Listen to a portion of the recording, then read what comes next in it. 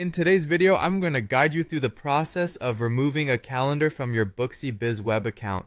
If you're looking to clean up your system or make some changes to your existing setup, you're in the right place. We'll take it one step at a time to ensure you have a smooth and successful experience.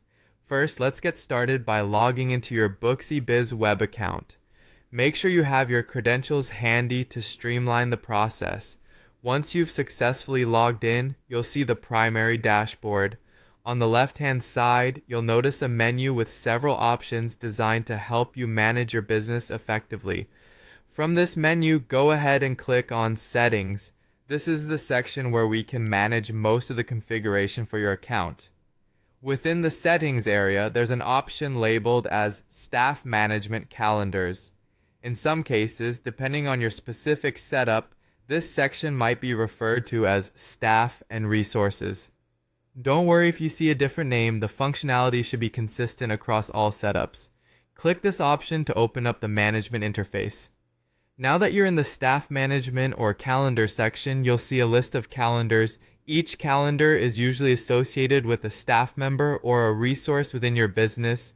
Look through these entries to find the specific calendar you want to remove. It's important to ensure you're selecting the correct one, especially if multiple calendars are in use. Next to the calendar that you wish to delete, there should be an edit button, often represented with a pencil icon, or an options button, which might look like 3 dots in a vertical or horizontal line. Click on this button to open a menu of options available for that calendar. Here, you should find the option to delete or remove calendar. Click on this option. Now, a quick word of caution. If the calendar is linked to a staff member, you might need to delete the staff profile entirely to fully remove the calendar. This is because the calendar may be integrated into their bookings and schedules. Make sure this is what you want before you proceed, as deleting a staff profile will remove them from the system. Finally, once you've chosen to delete the calendar, you'll likely see a prompt asking you to confirm the deletion.